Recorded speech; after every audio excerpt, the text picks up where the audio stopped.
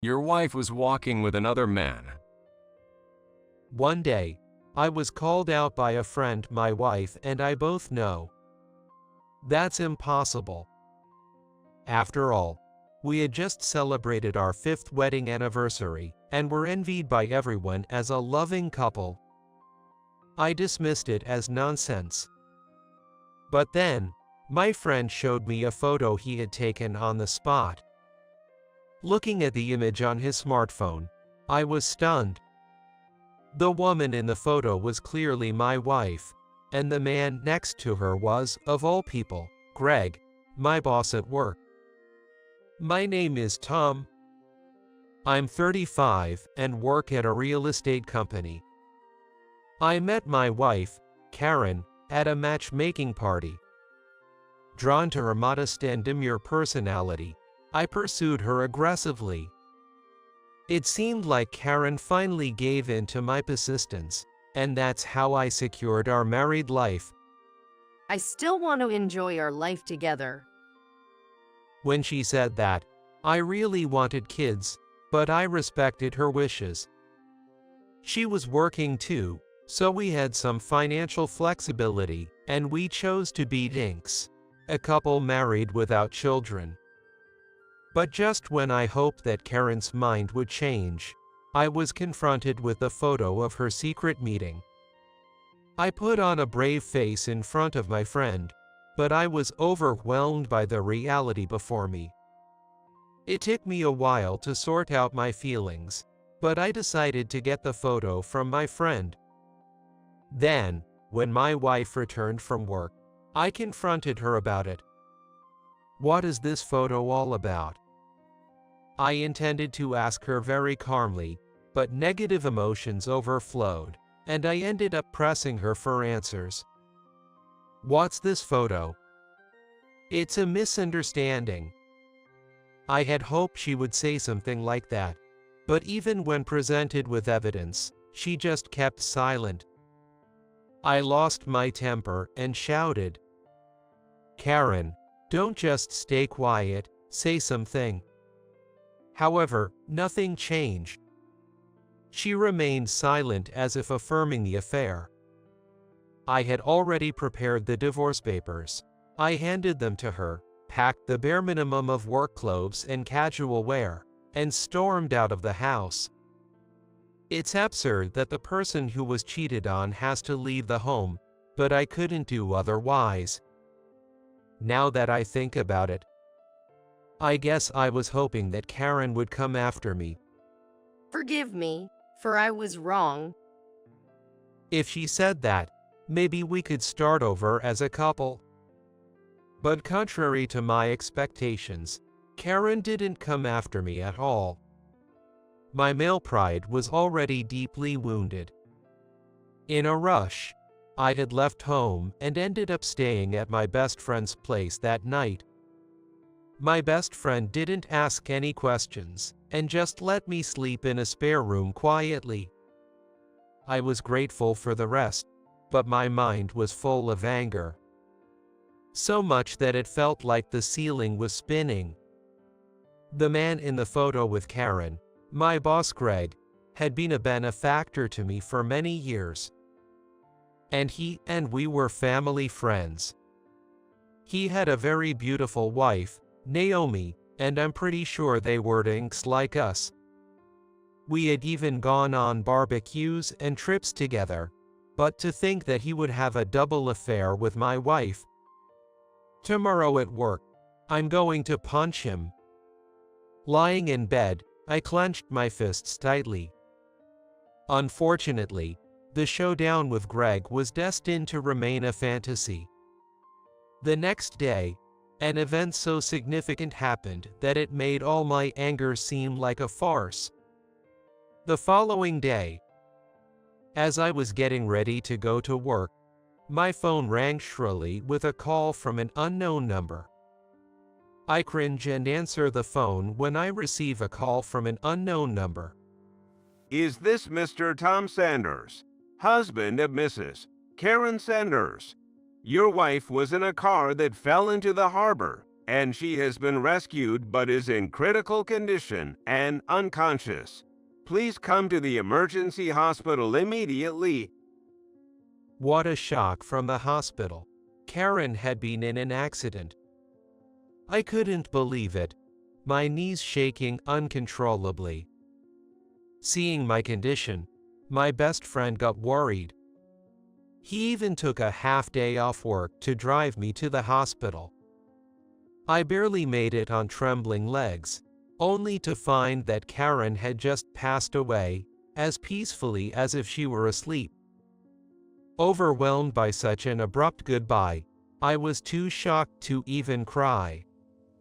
The last time I saw her was last night, looking downcast.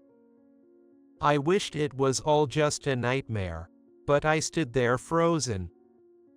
Afterward, the nurse arranged for Karen's body to be prepared to be taken home. I sat in the waiting room, dizzy with grief, when someone else, apparently waiting for the same reason, sat next to me.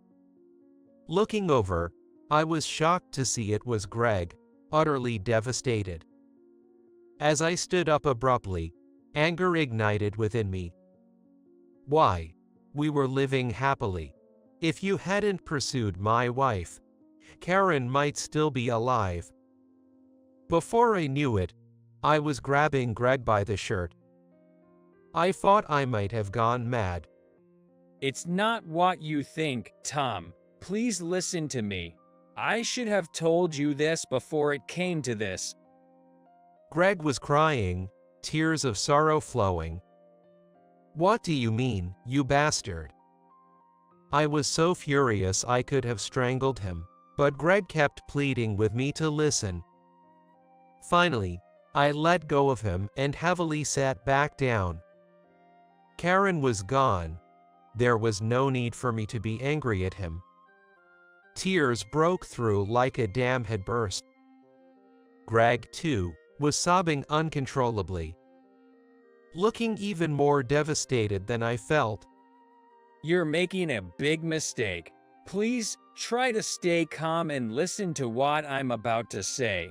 The truth is, it wasn't me who was having an affair with your wife. It wasn't me. It was my wife who was involved with her. Honestly, I couldn't grasp what Greg was saying. Panic, I retorted. What are you talking about? Don't confuse me with weird stories at a time like this. Then Greg confronted me with an undeniable truth. I understand how you feel because I reacted the same way when I found out. But as hard as it is to believe, it's true. Because not only was your wife in the accident, but my wife died today too. My body wouldn't stop shaking. Even as he spoke, Greg's voice trembled with a mix of anger, regret, and sadness. Seeing him like this, all my anger towards Greg vanished. It turned out I was the only one who hadn't been told the truth. Unimaginable things had been happening without my knowledge. Apparently, Greg's wife, Naomi, had been in the same car as Karen. Naomi, too, had been brought to the same hospital in critical condition after the accident, and had sadly passed away just before. Led by Greg, I faced Naomi's body.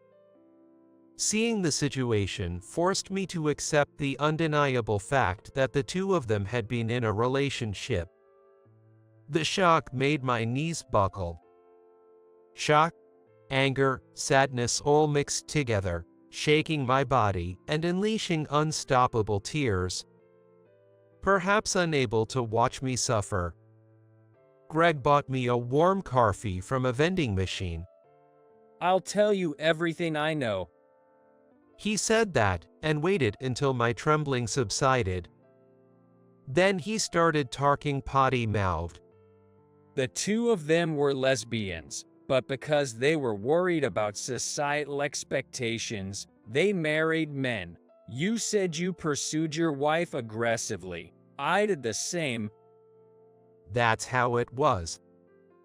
Suddenly, everything about Karen made sense. Her requests for separate bedrooms, her pleas to wait on having children, and her surprising lack of affection towards me. If she was not interested in men at all, then all her actions were understandable. And Greg had learned about their lesbian relationship from Karen. That photo my friend took must have been from around that time. I hastily showed him the photo on my smartphone. Yes, that's when I confronted them about their relationship, Greg continued. Karen seriously asked me. She wanted to be with Naomi.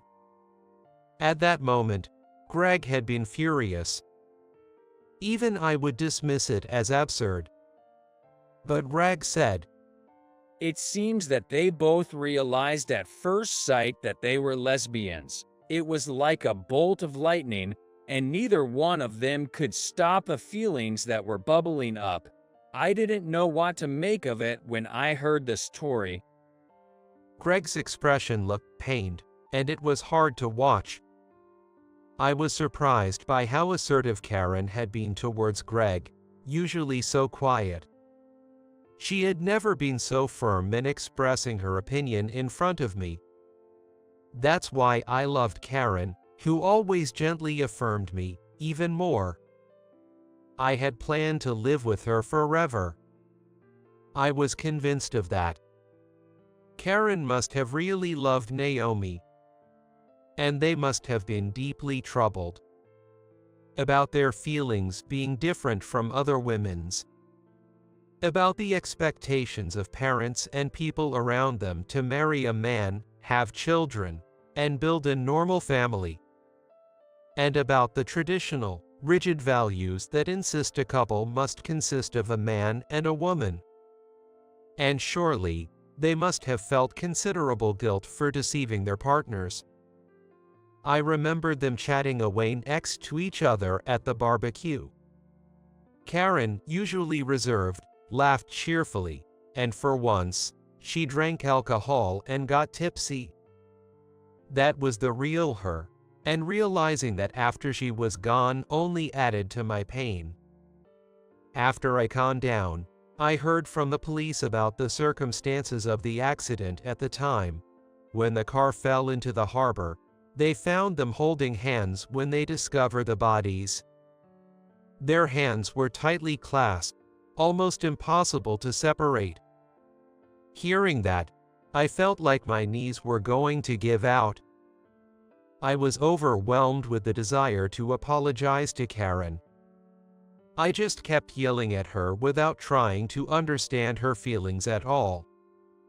If I had actually listened to Karen's side of the story back then, maybe things wouldn't have gotten so messed up. They were definitely on the brink of stepping into true love, so they could hold hands and live together in the next world. Once all the arrangements were done, I brought Karen's body home. After the contractors left, even though only a day had passed since I left, I never imagined the situation would become like this. I couldn't bear the almost insane situation anymore, and just as I was about to have a cup of coffee, I noticed a piece of paper and a bank book on the table. I gently flipped over the paper. It was a farewell letter from Karen to me. So Tom, I'm really sorry for making you mad today. I thought you wouldn't believe me even if I told you the truth, so all I could do was stay silent. Please let me confess at the very end. I've been dating Greg's wife, Naomi, for 2 years now. I know you probably won't believe me even if I say so. Honestly, I was confused at first about being attracted to Naomi. Since elementary school, I've never been interested in boy bands or boys themselves. I always felt more comfortable around girls or female seniors. I don't know why, but being around boys just scared me. As an adult, when I met you, Tom, and started dating you at the encouragement of people around us, I felt relieved by your passion for me and your willingness to listen without pressuring me. Our married life was peaceful and smooth until we met Naomi at a barbecue.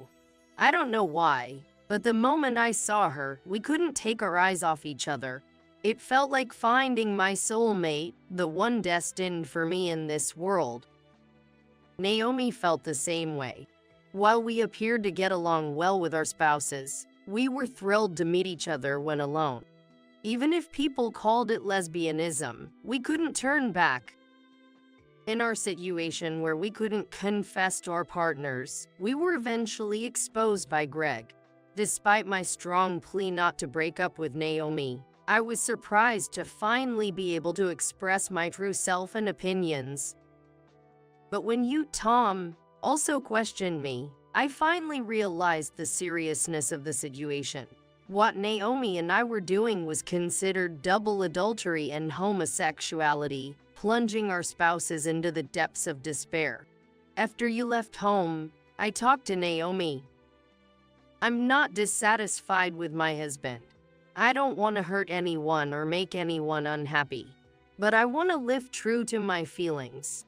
While crying, we reached a decision. You must already know about this determination, Tom. I've been so happy living with you, Tom. But now, I want to pursue my own happiness with Naomi. So, as you read this letter, no matter how terrible the outcome, I should be happy. I'm sorry for being so selfish until the end. Tom, please be happy. Karen. I lay beside the cold Karen, alternating between reading her letter and crying my eyes out. Karen and Naomi's decision was a desperate gamble. Even if we had been informed beforehand, what could Tom and Greg, in our positions as spouses, have possibly done? Surely, the moment we heard, we would have panicked and tried to separate the two. And I'm sure they saw it all coming. Yo, nobody is at fault. They finally found happiness. 3 months after the shocking accident, Greg and I went together to visit their graves. He also had a letter from Naomi at home. Reading it, he felt the deep bond between them, something we couldn't understand. Greg and I talked it over and bought adjacent plots. It was our way of atoning, as spouses who couldn't understand them until this ending. I stood in front of Karen's grave and closed my eyes. The tears just wouldn't stop flowing. All I could think of were the happy memories with Karen. I thought I loved my wife more than anyone, but maybe she was suppressing her true self and was actually suffering. I'm sorry I didn't realize it when you were alive. I apologized silently as I lit the candle. I hope they're both living happily in heaven now. Greg and I said that, looking up at the sky, and smiled.